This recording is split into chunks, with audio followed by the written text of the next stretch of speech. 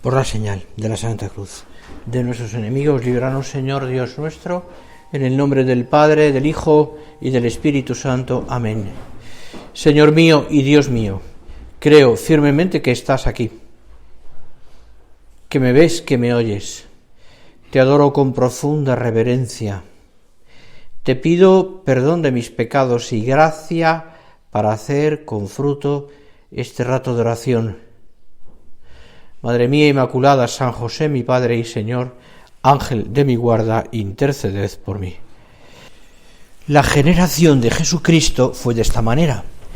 María, su madre, estaba desposada con José, y antes de vivir juntos resultó que ella esperaba un hijo por obra del Espíritu Santo. José, su esposo, como era justo y no quería difamarla, decidió repudiarla en privado. Pero apenas había tomado esta resolución, se le apareció en sueños un ángel que le dijo: José, hijo de David, no temas acoger a María tu mujer, porque la criatura que hay en ella viene del Espíritu Santo. Mateo capítulo 1, versículos 18 al 20.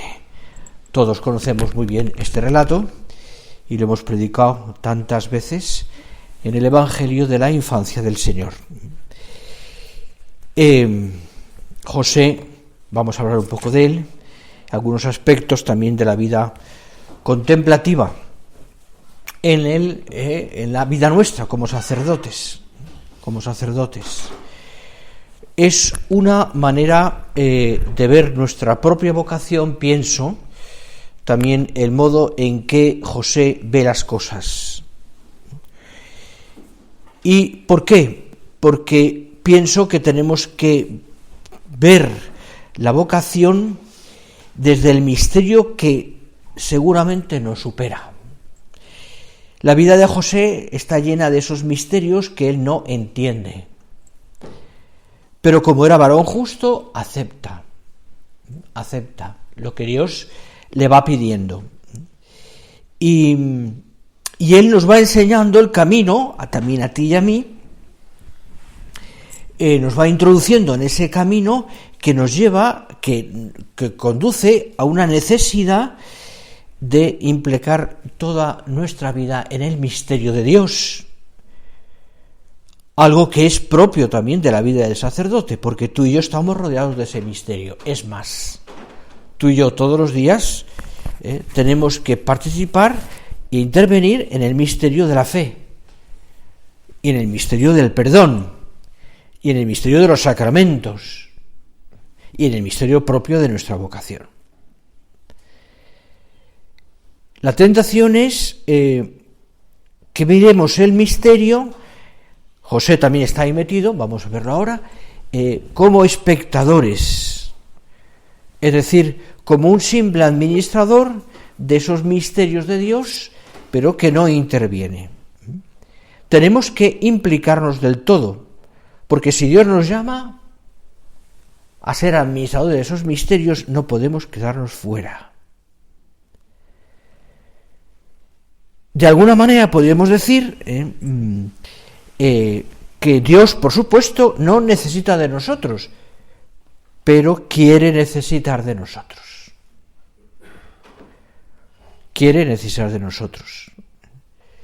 Y José nos enseña de esa manera, como él actúa ante el misterio de la encarnación, ante el misterio, lo que va pasando, del irse ante todo lo que el Señor le va pidiendo, la vida de la Sagrada Familia, la vida a veces al principio tormentosa, ¿no? Ir, venir, Egipto, volver, después ya más serena durante muchos años, dentro del ambiente donde estaban. Pues José también nos enseña a contemplar, a entrar en ese misterio como contemplativos, hombres que se implican, pero que al mismo tiempo lo contemplan. Porque hemos de comprender también mínimamente ese misterio para responder. A San José María le gustaba también, pensaba muchas veces, el José como, por supuesto, como como patrono de la Iglesia, etcétera, pero también como maestro de contemplación, de vida contemplativa. De vida contemplativa. ¿Qué pensaría José? ¿Verdad? Hemos tenido hace poquito un año de San José y hemos pensado muchas veces en la vida de José y lo que nos implica a nosotros. Pero pensad, intentemos de alguna manera ponernos en la piel de José. No es fácil, pero pensad qué es lo que le vendría a la cabeza a San José cuando se entera que su mujer está embarazada, cuando llega a Belén y no hay sitio, cuando tiene que nacer el niño en una cueva, en un pesebre, en un sitio inmundo, cuando le dice, no, ahora no te quedes tranquilo, levántate y vete a Egipto, etcétera. ¿Qué pensaría José? Desde luego lo pensaba, porque era contemplativo. Como María, por supuesto, como María. Y José guardaba también en su corazón esas cosas. Y creo que la vocación nuestra tiene mucho de contemplativos. Hay que ayudar a contemplar. Hay que ayudar a la gente, primero nosotros, pero ayudar a la gente a contemplar. No tanto exhortar. Hay que hacer esto y lo otro, y lo otro, y lo otro. ¿Pero para qué? La contemplación nos ayuda a eso. Saber por qué hay que hacer las cosas. Meternos a través de la contemplación en el misterio de Dios. Y por tanto, comprender qué es, hasta donde lleguemos, lógicamente, hasta donde lleguemos, comprender qué es lo que el Señor quiere de nosotros en cada cosa. Porque nos metemos, contemplamos en ese misterio. Si nos convertimos en sacerdotes que hacen cosas continuamente, que no es malo, en el sentido de que hay que hacerlas. Hay que arreglar el tejado, hay que restaurar una imagen, hay que cambiar el suelo de la iglesia, hay que ver qué pasa con la calefacción, hay que ver, pues así, pues podemos poner, si nos convertimos en sacerdotes, entre comillas, perdonar, obreros, ¿no? Que se dedican todo el día a obras, que efectivamente, insisto, hay que hacerlas, porque hay que conservar la fábrica de la iglesia, y etcétera, etcétera, tantas cosas, y mejorarla, por supuesto, hay que hacerlas, pero no contemplamos.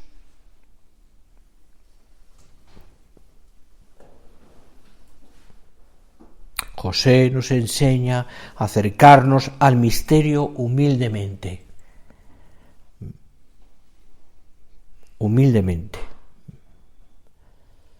No quedarnos en la puerta, hay que entrar al misterio.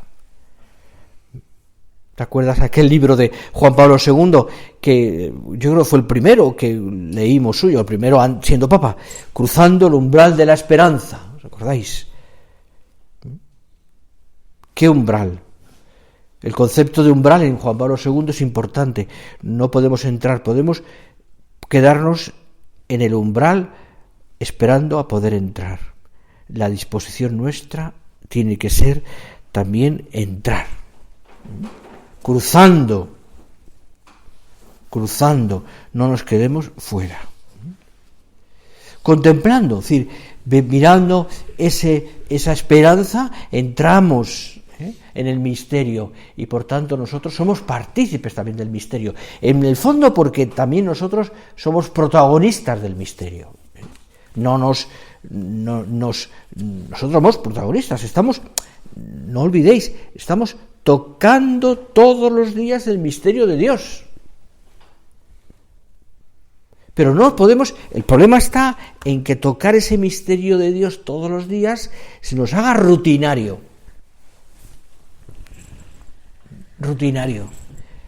Y por el acostumbramiento tratemos, no digo yo que tengamos mala intención, porque no tenemos mala intención, pero no tratemos bien al Señor. Y aquí podríamos poner un montón de ejemplos o de cosas concretas que cada uno puede pensar. ¿Cómo trato al Señor en el sagrario de mi iglesia, mi parroquia? ¿Cómo lo contemplo? ¿Cómo hago las genuflexiones? ¿Cómo pongo cariño en tratar los vasos sagrados, los lienzos, etcétera, ¿no? Cómo pongo ese esfuerzo porque se nota o se note que soy contemplativo, que rezo.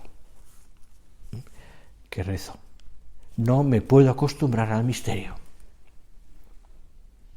Que no os acostumbréis, decía San José María en un punto de camino, que no os acostumbréis.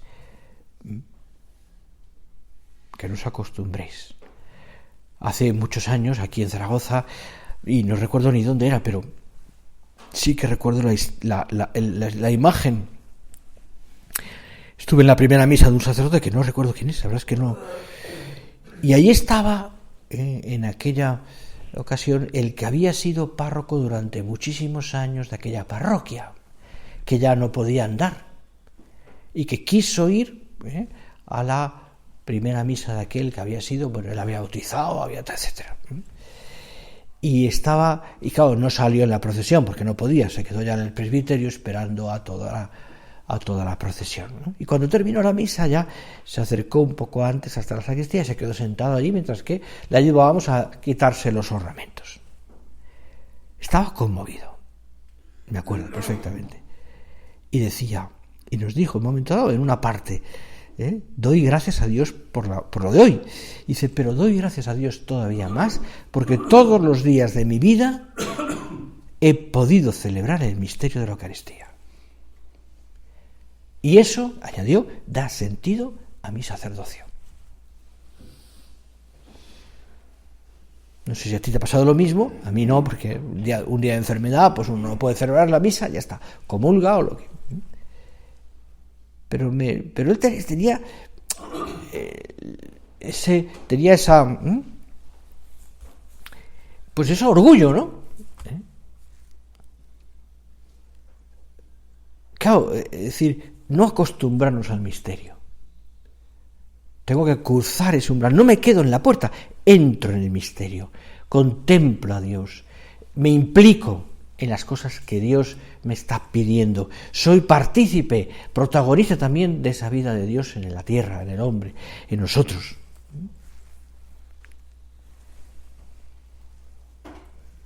Soy partícipe. ¿Por qué? Insisto, porque procuro ser contemplativo. En la vida, queridos hermanos, no todo es hacer. No todo es efecto. Sí, hay que hacer las cosas, pero no me pueden impedir contemplar el misterio. Que seamos capaces de eso, de vivir el misterio. Y no de las... Y el misterio, ¿no? Porque eso es fundamental para nuestra vocación. Creo que no podemos terminar viviendo, haciendo las cosas porque hay que hacerlas, sino metidos en el misterio, pensar por quién las hacemos. ¿Por quién las hacemos? ¿Por quién mi sacrificio? ¿Por quién mi sacrificio? No el por qué, sino por quién. Recuerdo, esto es importante, ¿no? Pero el por quién, ¿no? Que cuenta André Forsart, que conoceréis, habéis leído su famoso libro, Dios existe, yo lo encontré. Tiene varios libros más, y André Forsart, gran amigo de Juan Pablo II, por otra parte, tiene una vida, como os acordáis, pues tremenda, ¿no? Partido comunista, hebreo, etcétera, etcétera, etcétera. Hasta que se encuentra con Dios. Más adelante él cuenta en otro libro que en el año 68, en la Sorbona, en plena crisis de la crisis del 68, él estaba dando unas conferencias, era profesor de allí. Ya era católico, ya vivía como católico, etcétera, etcétera. Vivía su fe. Y dio una conferencia, no recuerdo el tema o no lo dice en el libro, sobre algo, a los universitarios, que estaba en ebullición todo aquello. Y cuando terminó, ebullición porque había un planteamiento también de la vida, ¿no? Es decir, del sentido de la vida. sentido de la vida. Ahí estaba por medio Sartre, etcétera, etcétera, ¿no? Se le acercaron unos universitarios y le dijeron: profesor, queremos hacer una pregunta, que no hemos podido hacerlo en el ámbito de la conferencia. Y abrió las manos y dijo: preguntad lo que queráis. Y entonces le preguntaron la pregunta. Le dijo: profesor, explíquenos, ¿por qué vivir? ¿Por qué vivir? Claro, estamos en un contexto en el que el planteamiento era más bien sentido de la vida, como te digo, ¿no? Es decir, donde todos los principios se habían como destruido, o se estaban derrumbando.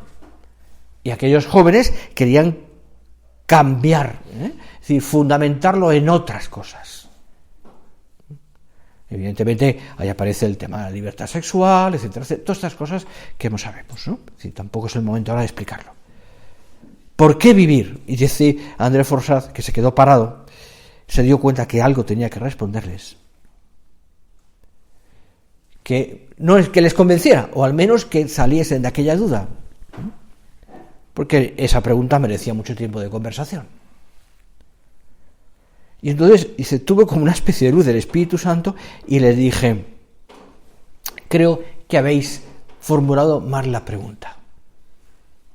Creo que la pregunta esencial no es por qué, sino por quién vivir. ¿Por quién vivir? Claro, esto lo aplicamos y lo traigo a nuestra vida.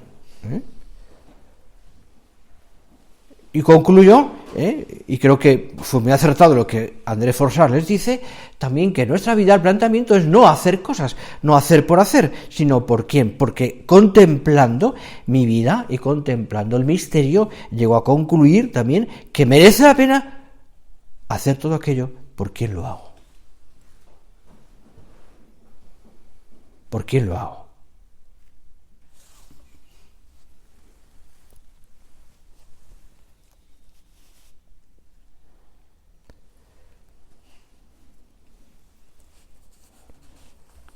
Tenemos que contemplar.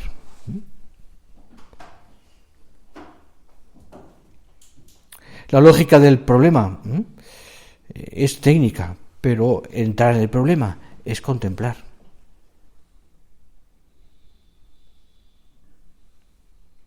Muchas veces los hombres se quedan en el agobio de lo que tienen que hacer y no contemplan la belleza de lo que están haciendo.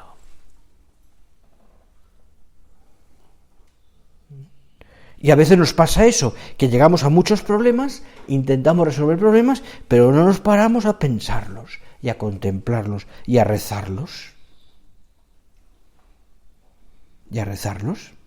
Alguien me decía, viendo una fotografía de uno de los viajes del Papa, no sé si, donde se veía al Papa pasando con el Papa móvil y cientos de personas en los lados saludándole, pero todos con el móvil, haciendo foto.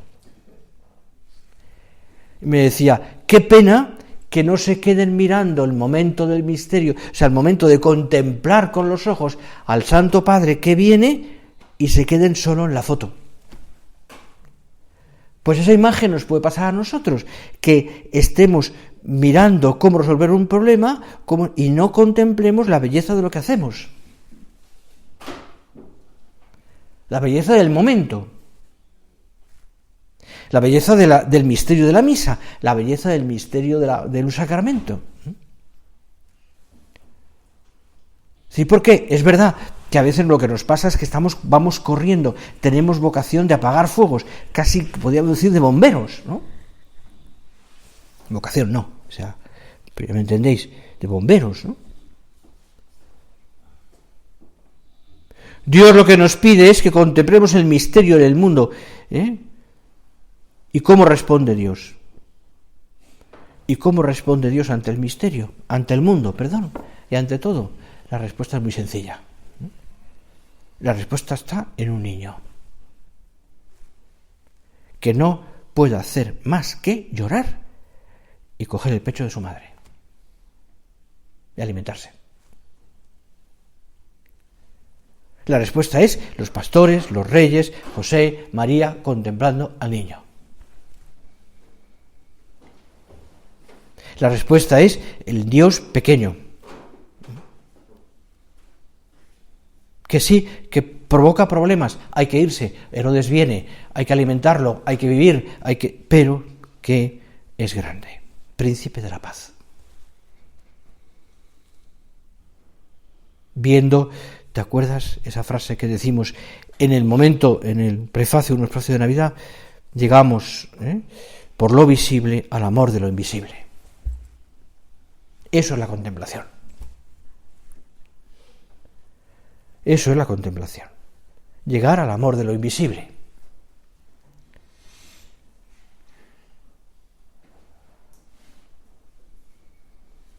Además tiene, en nuestra fe, yo diría, tiene una base muy humana, porque se basa en la carne de Cristo, es decir, en algo que podemos tocar, es decir, en la redención, en Dios que se ha hecho hombre. El misterio lo hemos hecho carne, como decimos en el Ángelus, caro factum es. El misterio lo hemos hecho carne, y por tanto contemplamos algo que vemos, algo que podemos abrazar, besar. El amor del hombre contemplativo tiene signos. Si nos quedamos solo en problemas, las fuerzas se pierden en la contemplación. No nos paramos a pensar, a rezar.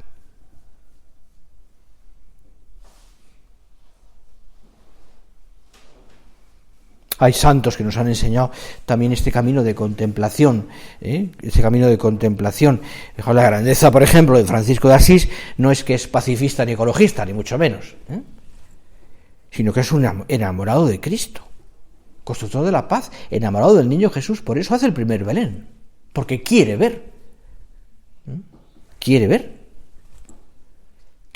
ver con sus ojos el momento de la Navidad.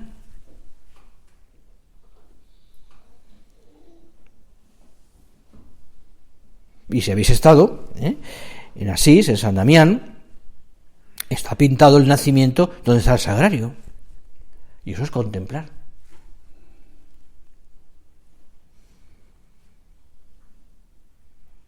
Por eso, Inocencio III, gran poder tuvo aquel papa, se da cuenta y lo aprueba, como Francisco significaba la renovación de la Iglesia, por un camino de contemplación y de pobreza.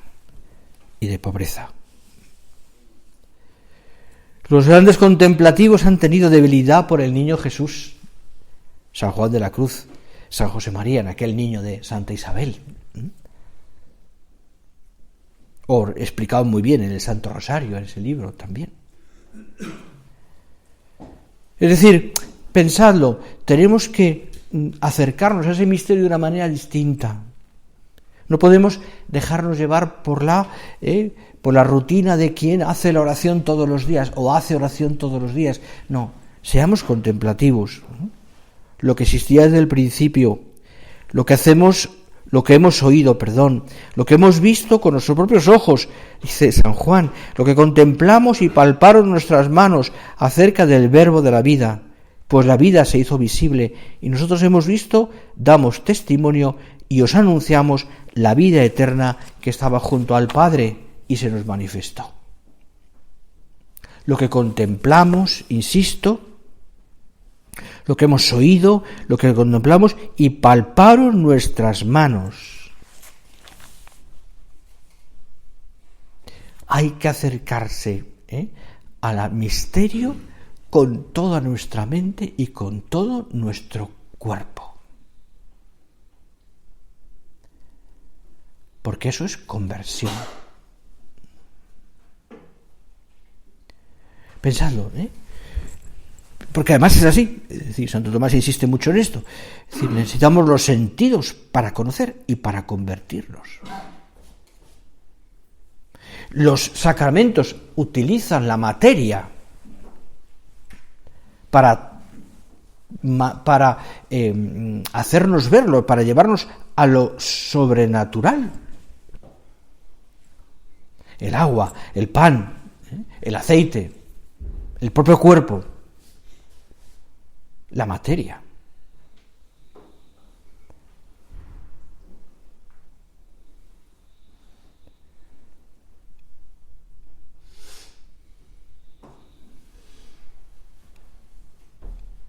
De ahí que nosotros tengamos también la misión de que quienes nos rodean, quienes dependen de nosotros, feligreses, etcétera, gente que se acerca a ti, pues pidiendo los sacramentos, conozcan al misterio también. ¿Os acordáis, no? Leyendo las confesiones de San Agustín, ¿no? Fijaros, la conversión de Agustín tiene una gran sensibilidad también por los sentidos. Para él es tan importante. Y cuenta y dice aquel texto tan bonito que creo recordar que rezamos en la Lectio Altera el día de la fiesta de San Agustín, el 28 de agosto. Tarde te amé, hermosura tan antigua y tan nueva. Tarde te amé. Y tú estabas dentro de mí, y yo afuera. Y así por fuera te buscaba. Y deforme como era, me lanzaba sobre estas cosas que tú creaste. Tú estabas conmigo, pero yo no estaba contigo. Reteníame lejos de ti aquellas cosas que, si no estuviesen en ti, no existirían. Me llamaste y clamaste, y quebraste mi sordera. Brillaste y resplandeciste, y curaste mi ceguera. Exhalaste tu perfume y lo aspiré. Y ahora te anhelo, gusté de ti, y ahora siento hambre y sed de ti. Me tocaste, y deseo con ansia la paz que procede de ti. Más claro no se puede decir.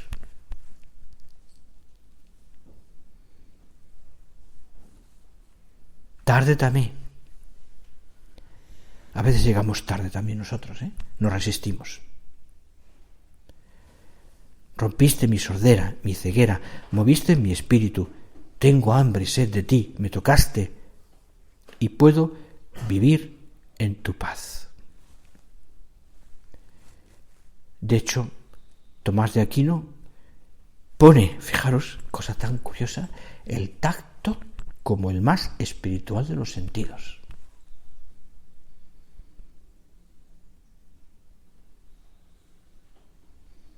Tú y yo hemos sido tocados por Dios. Tú y yo tocamos la carne de Cristo. Bebemos su sangre. No puede ser más explícito esto, ¿no? Contemplamos el cuerpo y la sangre de Cristo. Comemos el cuerpo y la sangre de Cristo. Tocamos, perdona que lo diga así, el pecado de los hombres.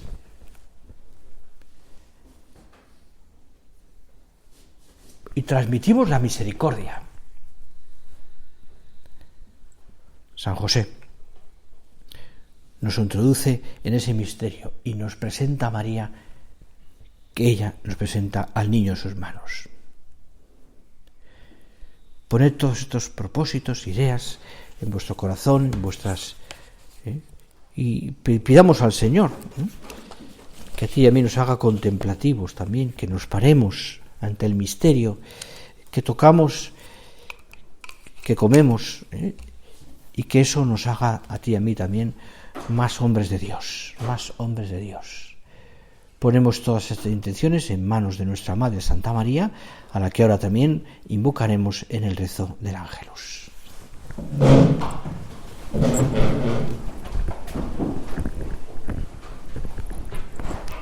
Te doy gracias, Dios mío, por los buenos propósitos, afectos e inspiraciones que me has comunicado en esta meditación.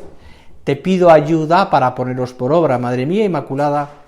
San José, mi Padre y Señor, ángel de mi guarda, interceded por mí.